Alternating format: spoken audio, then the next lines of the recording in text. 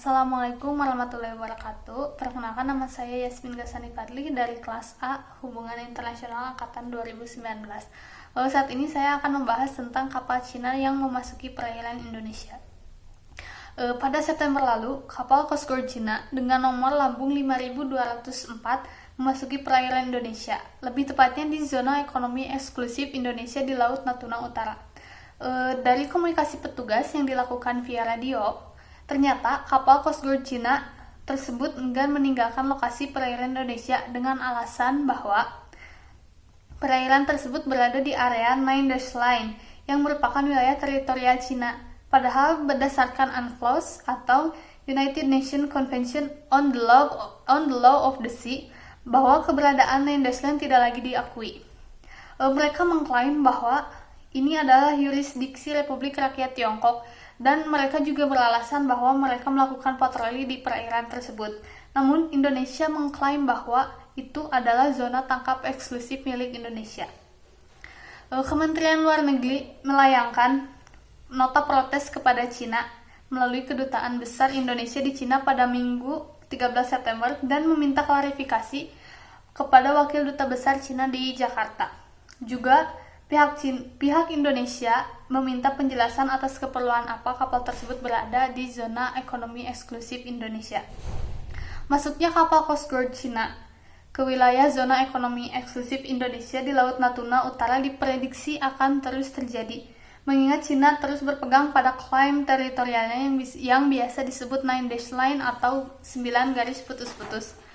Kementerian Luar Negeri mengatakan bahwa fokusnya saat ini adalah merampungkan diskusi seputar Code of Conduct atau tata perilaku di Laut Cina Selatan bersama Cina dan negara ASEAN lainnya. Namun perundingan ini dihambat karena adanya COVID-19 yang tidak memungkinkan untuk negara-negara Asia Tenggara dan Cina untuk bertemu dan merundingkan hal ini.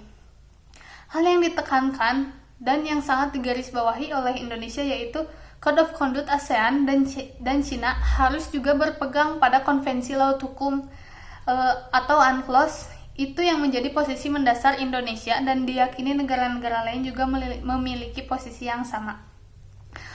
Indonesia sendiri memiliki opsi yang terbatas karena Indonesia tidak memiliki kekuatan militer atau penjaga pantai untuk mengonfrontasi pihak kapal-kapal Cina, dan Indonesia juga tidak mau memperkeruh situasi. Jadi Indonesia akan terus mengirimkan nota protes diplomatik dan mendorong dibentuknya Code of Conduct antara ASEAN dan Cina dan menegaskan klaim wilayah yurisdiksi dalam zona ekonomi eksklusifnya. Sebenarnya Indonesia dan Tiongkok tidak ada sengketa atau apapun, tapi Tiongkok akan terus memainkan kartu. Mereka memiliki klaim di seluruh wilayah Laut Cina Selatan, dan penekanan ini diperparah saat ini karena tidak ada negosiasi Code of Conduct yang sedang terjadi. Karena terhenti, maka Tiongkok sekarang meluncurkan kebijakan-kebijakan asertif di Laut Cina Selatan untuk menekankan klaim tersebut. Respon dari Cina mengenai hal tersebut yaitu pemerintah Cina menyangkal dan mengklaim bahwa salah satu kapal mereka berpatroli secara normal di area yurisdiksi mereka. Ini sebagai respon atas Indonesia yang melaporkan kapal patroli Cina memasuki zona ekonomi eksklusifnya. Pihak Cina juga mengatakan hak kepentingan Cina di perairan yang relevan di Laut Cina Selatan sudah jelas dan ingin menekankan bahwa posisi dan proposisi Cina mematuhi hukum internasional termasuk UNCLOS. Jadi, apa pihak Indonesia menerima atau tidak ada yang mengubah fakta bahwa Cina memiliki hak dan kepentingan atas perairan yang relevan tersebut. 9 garis putus-putus atau Nine Dash Line di peta Cina menunjukkan klaim maritimnya yang luas termasuk di perairan lepas Kepulauan Natuna. Namun, panel arbitrase internasional pada 2016 membatalkan garis tersebut. Juru bicara Kementerian Luar Negeri Indonesia juga menegaskan bahwa Jakarta tidak mengakui garis tersebut.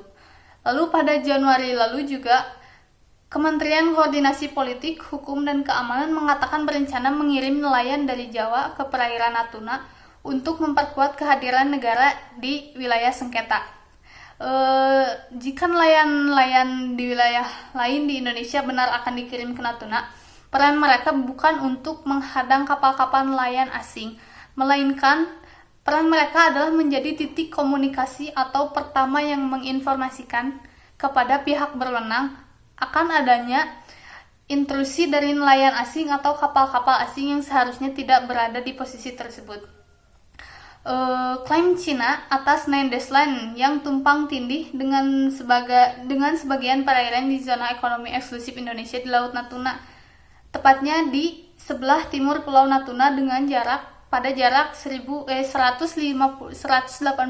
mil.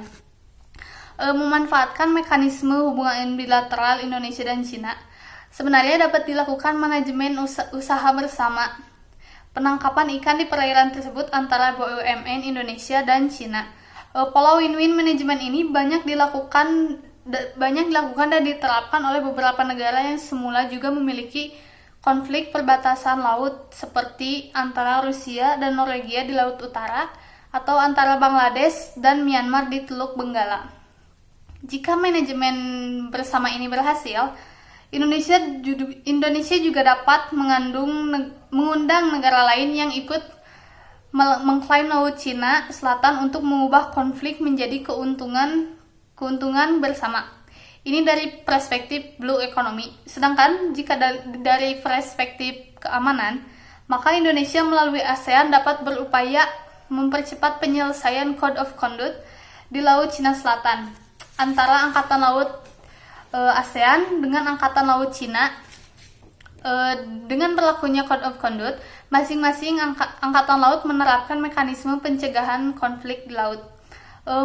Mekanisme Code of Conduct ini sangat penting untuk meredam eskalasi konflik untuk tidak menjadi perang. Pihak yang berkepentingan dengan Code of Conduct juga bisa lebih dibuka, tidak hanya antar angkatan laut tapi juga bisa antar Coast Guard dan antar angkatan udara. Jadi, kapal-kapal perang antar angkatan laut, kapal-kapal Coast Guard, dan pesawat tempur angkatan udara ASEAN dan Cina semuanya menghormati Code of Conduct.